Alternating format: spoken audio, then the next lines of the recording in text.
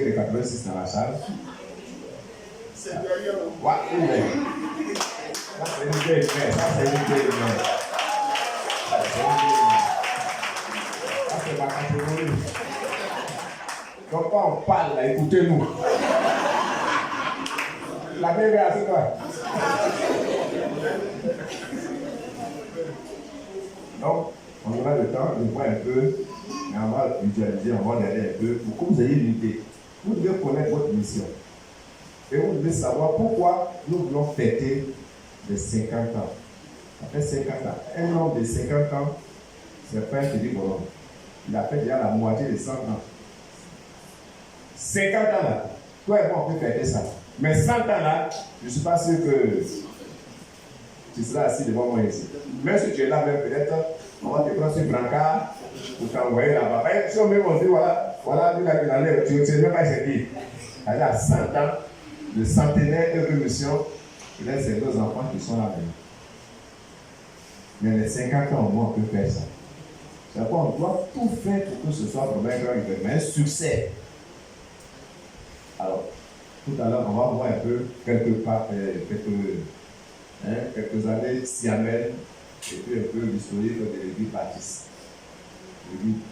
Donc, voilà un peu ce que nous allons faire. Alors, on va méditer brièvement et puis après quoi, on va fermer les portes comme il fait toujours.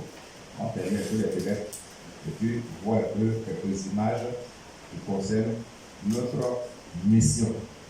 Notre mission. Je disais tantôt que c'est en 1975 que l'église baptiste et mission a commencé. Ce n'est pas que c'est en 1975 que Papa John s'est converti, non. Déjà en 1969, il s'était déjà converti au Sénégal. C'est au Sénégal qu'il a croisé à travers un homme de Dieu au Sénégal en 1969. C'est là-bas qu'il a accepté Jésus. Et puis il est venu en Côte d'Ivoire. Mais à l'époque, il était détective privé. Il était détective privé. Il était un agent secret, s'il vous plaît. Un agent secret. Et c'est dans ce travail-là qu'il était. Quand Jésus a dit, je n'étais pas appelé d'attraper les gens pour les mettre en prison. Pour les mettre en prison. Je t'appelle maintenant à changer leur cœur. Ce qui les pousse à aller en prison, là, il faut changer ça. Par ma parole. Et c'est comme ça qu'il a reçu l'appel de Dieu et il s'est consacré à l'œuvre missionnaire. Il s'est donné à l'œuvre missionnaire entièrement. Et à l'époque, il a commencé avec les parents spirituels qui l'ont encadré, qui l'ont reçu. L'église baptiste missionnaire. À l'époque, je ne sais pas si elle est encore là, mais le lycée était à Makori. Et il y avait une annexe à Yekouba. Et c'est comme ça que, avec le travail qui va commencer, plus tard, ils vont nous donner son autonomie. Bon, comme maintenant, tu es arrivé à une dimension où tu commences à chasser les démons, tu commences à parler en langue. Nous, à l'église missionnaire, en tant que baptiste, nous, on ne croit pas la manifestation de l'esprit. Mais on ne t'empêche pas de faire. Voilà comment ils se sont séparés. Parce que les baptistes missionnaires ne croient pas la manifestation de l'esprit. Quand ils ont vu que les démons ont commencé à les chasser, il va commencer à prier, les gens ont commencé à guérir, Dieu a commencé à faire des miracles. Ils ont dit non, ça ne va pas avec nous. Parce que ce n'est pas notre doctrine. Donc voilà comment il y a eu séparation. Pas séparation définitive. Ils lui ont donné la permission d'aller exercer son ministère. Et puis quand il allait, mais tout en gardant toujours de bonnes relations avec ses parents spirituels. Tout à l'heure, dans la vidéo, il va en parler. Pour que vous ayez au moins une idée de votre racine. Il y en a qui croient que le baptiste, c'est une église qui date de 2005. Il y en a qui croient que c'est une histoire de 2000, bien de 1990. Mais c'est une histoire de 1975. Une histoire de 1975. C'est pourquoi on parle de cinquantenaire. On parle de 50 ans bientôt. Fêter 50 ans. Donc, vous êtes dans une mission où le fondement est posé. Avec près de 50 ans en train de prêcher la parole de Dieu, en train d'amener les âmes à la conversion à travers toute la Côte d'Ivoire. Aujourd'hui, nous bénissons Dieu. Dans toutes les régions de la Côte d'Ivoire, nous avons notre mission. Dans toutes les régions de la Côte d'Ivoire. Il n'y a pas une région ici en Côte d'Ivoire où il n'y a pas une mission. Et en dehors des églises missionnaires, où je dirais avec le pasteur, il y a aussi des églises annexes. Les églises annexes, ce sont des églises où il n'y a pas de pasteur. Et il y en a comme ça des milliers dans toute la Côte d'Ivoire. L'évangile était tellement bien prêché que Dieu a commencé à se glorifier et l'évangile allait juste dans les contrées. Dans les contrées, je dirais, à l'extérieur. Au Bénin, au Burkina, en Guinée, presque dans plusieurs pays africains. Nous couvrons tout ce qui est Afrique de l'Ouest. Nous avons des églises partout dans toute l'Afrique de l'Ouest. Et puis, on a percé par au-delà. Aujourd'hui, l'église se trouve au Cameroun. L'église allait encore plus que ça au Kenya. Et nous sommes allés encore plus loin en Europe, en France, en Italie, en Suède.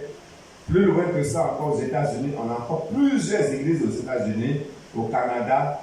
Et aujourd'hui, bientôt, et très bientôt, je ne sais pas si bien l'homme de Dieu est parti, il y a une église qui va s'ouvrir au Madagascar. Vous voyez que le travail a été vraiment fait pendant les 50 ans. Et aujourd'hui, nous sommes à près de 350 000 fidèles à travers le monde.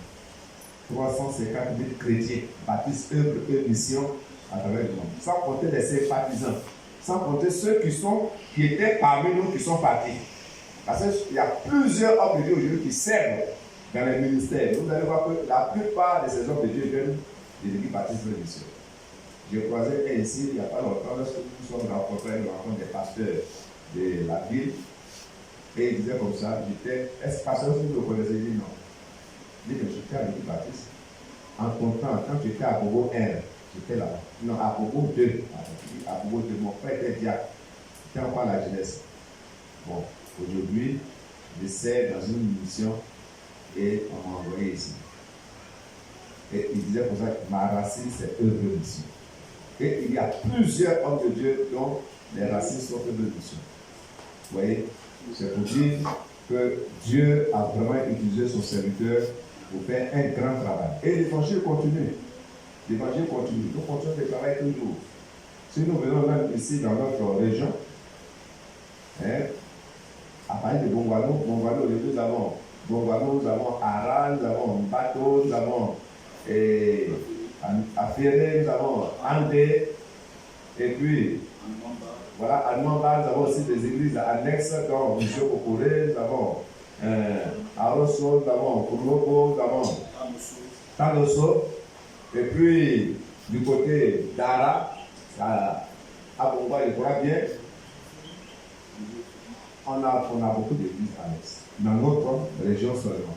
Et ce matin, nous avons des frères et sœurs qui sont là, qui sont venus, les annexes qui sont venus pour ce programme, dont le responsable des jeunes Kokoré qui va céder des mots, voilà le responsable. Et ceux qui sont venus avec lui, les chrétiens et les jeunes Kokoré qui viennent des mots, c'est ceux qui sont. Voilà. C'est les adultes, les grandes personnes. Que Dieu vous bénisse. Merci d'être là et que le Seigneur soit avec vous. Nous prions pour qu'ils aient un pasteur. Et je sais que très bientôt, ils auront un pasteur. C'est une église qui bouge beaucoup. Ils font vraiment un grand travail là-bas.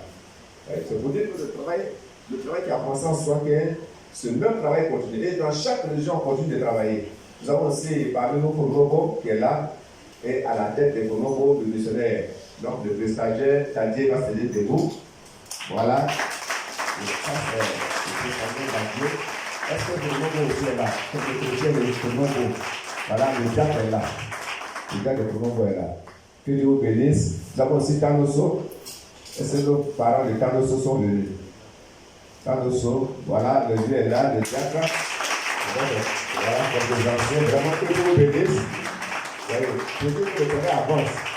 Le travail avance. Si vous allez à Tanoso, nous avons une grande église là-bas. Et il prie pour qu'ils aient aussi un homme de Dieu pasteur en plein temps pour les diriger. Nous avons aussi l'église de Aoroso. Voilà, notre maman est là. Maman, qu'est-ce que? Ok, avec les enfants. Vraiment que Dieu te bénisse. Et puis, où encore vous en êtes? Nana Aswakro. Il y en a? Nana Aswakro? Voilà, on a une sœur qui vient de là. Que Dieu te bénisse, notre sœur. Voilà. Vous voyez que le travail qui a commencé en 1975, aujourd'hui, à Bombalou, nous aussi, nous travaillons et le travail avance. Que Dieu vous bénisse. Alors, c'est vrai, l'église existe. Mais quels sont les dangers qui guettent les églises aujourd'hui? Nous allons parler des dangers qui guettent l'église.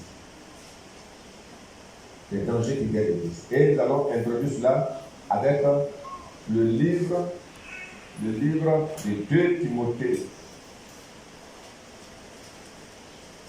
On va introduire avec 2 Thessaloniciens chapitre 2, 2 Thessaloniciens chapitre 2 avec notre président. 2 Thessaloniciens chapitre 2, le verset 3 à 4. 2 Thessaloniciens chapitre 2, le verset 3 à 4. Il est écrit. 2 Thessaloniciens chapitre 2, le verset 3 à 4. Qu'est-ce qui est écrit? Quels sont les dangers qui guettent l'église, nos églises, ou bien qui guettent les églises dans le monde, les églises de Jésus-Christ? Nous lisons 2 Thessaloniciens 2, oui. 3 à 4. Que personne ne vous égare d'aucune façon. Que personne ne vous égare d'aucune façon, continuons. Car ce jour n'arrivera pas avant qu'éclate le grand rejet de Dieu et que soit révélé l'homme de la révolte qui est destiné à la perdition. Oui. L'adversaire qui s'élève au-dessus de tout ce qui porte le nom de Dieu et de tout ce qui est l'objet d'une vénération religieuse. Il ira jusqu'à s'asseoir dans le temple de Dieu en se proclamant lui-même Dieu. Nous sommes au verset 3. C'est ça. Verset 4, d'accord. Merci bien, merci. Pour nous qui avons la version selon il est écrit, pour ce qui concerne l'avènement de notre Seigneur Jésus-Christ et notre réunion avec lui, nous vous prions, frères. Écoutez bien. Pour ce qui concerne l'avènement, pour ce qui concerne le retour de Jésus. L'avènement, il y a 2. Il y a l'enlèvement de l'Église et puis il y a le retour de Jésus, le retour physique de Jésus. Aujourd'hui, l'Église va vers son enlèvement. Jésus a dit qu'il va nous préparer des places, il va revenir et il nous prendra afin que nous soyons là où il se trouve. Et aujourd'hui, nous sommes dans l'attente de la venue de Jésus. Mais pas cette venue où il viendra pour instaurer son royaume sur la terre, c'est pas ça. Mais l'avènement ici, c'est l'enlèvement. Il va enlever les chrétiens, il va enlever son église là, et puis aller avec son église. Et la Bible dit, nous serons avec Jésus pendant 3 ans et demi, et après les 3 ans et demi, nous allons revenir avec lui encore. Mais cet avènement, la Bible dit, avant cela, il va avoir des événements. Il va avoir des événements dans les églises. Et c'est de faire des questions. Il dit, ne vous laissez pas troubler, selon le verset 2. Ne vous laissez pas facilement ébranler dans votre bon sens. Et de ne pas vous laisser troubler, soit par quelques inspirations, soit par quelques paroles, ou par quelques lettres qu'on dirait venir de nous. Comme si le jour du Seigneur était déjà là. Verset 3 dit, que personne ne vous séduise d'une manière, car il faut que l'apostasie soit arrivée auparavant et qu'on ait vu paraître l'homme du péché, le fils de la perdition. Et on termine avec le verset 4 qui dit, l'adversaire qui s'élève au-dessus de tout ce qu'on appelle Dieu ou de ce qu'on adore jusqu'à s'asseoir dans le temple de Dieu, se proclamant lui-même Dieu. Voici les dangers qui guettent l'Église. L'apostasie. L'apostasie. Jésus nous parle de l'apostasie. L'apostasie, c'est le fait d'abandonner Christ, de renier Christ, de renier la parole de Dieu et de permettre au péché de se retrouver dans l'Église. Et c'est simplement aujourd'hui que l'Église est en train de connaître petit à petit. Petit à petit. Nous vivons aujourd'hui un monde où il y a une influence démoniaque qui se fait ressentir dans l'église de Jésus. Il y a aujourd'hui cette présence démoniaque qu'on ressent même dans l'église. Au point que dans l'église, plusieurs se proclament Christ, mais ils ne proclament plus Jésus comme la parole de Dieu vivante, mais ils proclament Christ comme il donne. Les gens pratiquent la sorcellerie dans l'église. Les gens vivent dans le désert dans l'église. Et cette période-là est vraiment une période très difficile qui va amener l'église à être enlevée. Parce que quand Jésus va voir que le péché, les chrétiens ont commencé à chuter, ont commencé à refroidir dans leur foi, alors la Bible dit, Jésus va enlever son église. L'un des dangers qui guette l'église, c'est l'apostasie, la mort spirituelle qui va frapper les chrétiens, les églises, pour les amener à abandonner Christ. Il a dit, si ce jour n'était abrégé, personne ne serait sauvé. Pourquoi? À cause du péché, à cause des situations mondaines, l'influence des choses du monde qui vont influencer la vie des chrétiens, qui vont même attaquer même les hommes de Dieu. Au point où la Bible dit, Satan lui-même viendra s'asseoir dans le temple de Dieu pour se calmer lui-même Dieu et les gens vont l'acclamer, les gens vont l'accepter. Cette période-là, nous sommes en train de les vivre petit à petit. Si vous voyez aujourd'hui que l'église baptiste a existé jusqu'à maintenant, c'est parce que la parole de Dieu est prêchée dans toute sa puissance. S'il y avait vraiment l'iniquité, s'il y avait le péché, s'il y avait le désordre, s'il y avait la facilité dans la prédication des messages qui sont donnés, je ne pense pas qu'on serait assis là aujourd'hui. Beaucoup d'églises ont commencé 50 ans en arrière, mais aujourd'hui, ce n'est pas la même église qu'on reconnaît. Elles ont bien commencé, mais le monde est rentré, le désordre est rentré, le péché est rentré, et les églises sont devenues les chrétiens sont devenus des religieux aujourd'hui. C'est vrai, ils vont à l'église, mais ils n'ont plus la vie chrétienne en eux. Donc, l'apostasie est un danger qui guette les églises. Si nous sommes là aujourd'hui et que nous proclamons l'église, nous proclamons Christ pendant 50 ans dans nos églises, c'est parce que nous prêchons la pure vérité. Nous prêchons Jésus-Christ, rien que Jésus-Christ. Donc, bien-aimés, c'est une grâce aujourd'hui d'appartenir à l'église baptiste et vraie mission. Nous ne prêchons pas baptiste, mais nous disons que ce qui est donné comme nourriture aux chrétiens, à ceux qui acceptent Jésus, c'est la pure vérité. Certains diront, oh, c'est tout vite là, c'est pas. Généralement, c'est quoi on regarde un peu chez les chrétiens de l'église baptiste, c'est pourquoi voile, pourquoi chaîne, est-ce que ça veut dire que celui qui n'a pas mis voile va à l'enfer? Souvent, c'est ça. Ça, ce sont des paroles des personnes qui n'ont pas encore compris le fondement de ces enseignements. Donc, ces personnes, on ne peut pas les en vouloir. Ce qui est sûr, les gens critiqueront. Mais nous sommes attachés à la pure vérité qui est dans la parole de Dieu. C'est ce qui nous préserve l'apostasie. C'est ce qui nous éloigne de la chute. C'est ce qui fait qu'on est fort dans la foi. Et puis on persévère. Il y a eu beaucoup d'épreuves. Il y a eu beaucoup d'attaques. Il y a eu beaucoup d'influence. Mais l'évangile que nous avons avec nous fait que chaque jour que Dieu fait, Satan met tout en œuvre. Mais quand il s'élève et qu'il vient avec le monde, avec les démons et tout ce qu'il peut trouver en sa possession pour attaquer l'église, nous sommes toujours plus que vainqueurs à cause de la puissance de Dieu qui agit au milieu de nous. Alléluia. L'un des dangers qui guette l'église, c'est le refroidissement spirituel. Le refroidissement spirituel. Il y a beaucoup d'églises aujourd'hui qui ont refroidi spirituellement. Le zèle n'est plus. Vous voyez, les gens vont à l'église parce qu'il faut aller à l'église. Mais nous ne partons pas à l'église parce qu'il faut aller à l'église. Chaque jour que Dieu fait, ce qui peut maintenir la foi d'un chrétien, c'est le réveil spirituel.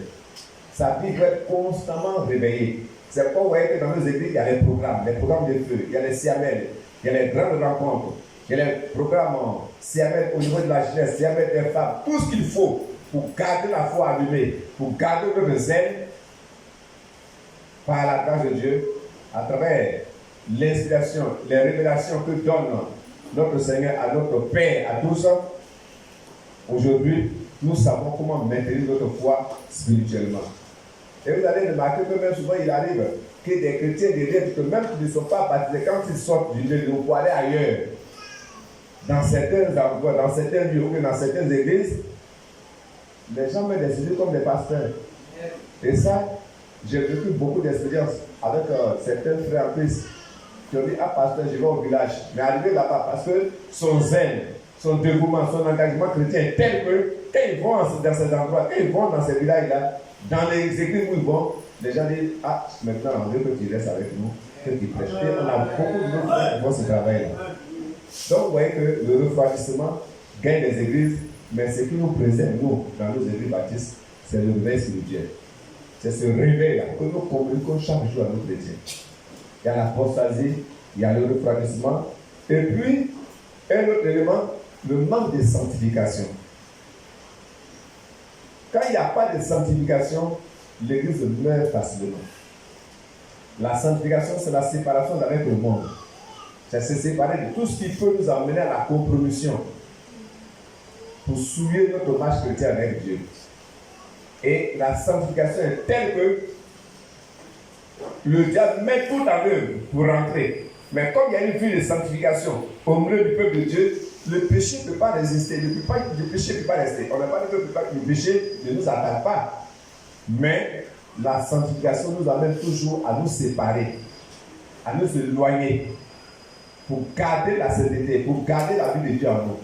Et c'est toute cette vie qu'aujourd'hui nous glorifions dans le Seigneur et nous disons que si nous allons fêter nos 50 ans, c'est 50 ans d'épreuve, 50 ans d'attaque à tous les niveaux.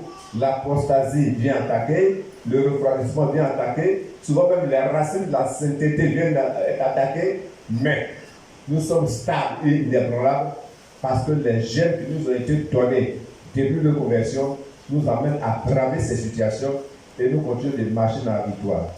Alléluia. Amen. Il faut que nos églises comprennent que nous avons commencé, nous devons aller jusqu'au bout. Et le Seigneur dit, c'est celui qui persévérera jusqu'à la fin qui sera sauvé. Nous allons voir avec quelques vidéos que nous avons sous la main, la racine, notre racine. Beaucoup ne connaissent pas les racines. Beaucoup ne savent pas quelle est cette église qu'on appelle l'église baptiste. Or, il faut connaître ton origine. Souvent, au dehors, les gens parlent de nous. Les gens peuvent te critiquer, mais comme tu ne sais pas à quelle église tu appartiens, c'est vrai, tu sais que c'est baptiste, mais tu ne connais pas son fondement, tu ne connais pas ses racines. Tu as l'impression que c'est une église qui est née comme ça et puis ça a existé comme toutes les autres églises. Mais, ce matin, avec ce que nous allons voir, on va avoir une idée de comment l'église a commencé. Et notre Père, donc le docteur, dans ce qu'on va voir, lui-même va un témoignage comment il a commencé, les difficultés qu'il a rencontrées dans le ministère. Il a commencé, comment il s'est séparé, comment il a fondé l'œuvre, et puis, degré par degré, comment il a été attaqué, il a été éprouvé. Et aujourd'hui, nous sommes là avec lui. C'est tout ça que nous allons voir un peu. Alors, je vais demander à notre frère de nous donner quelques images. On va voir un peu. On va déplacer le côté qui est là. On va déplacer le côté. On va pousser un peu. On va fermer un peu les portes, les fenêtres pour qu'on ait un peu d'ombre dans la salle pour pouvoir bien voir. J'espère qu'on suit bien. Ça peut être ça. Il faut laisser.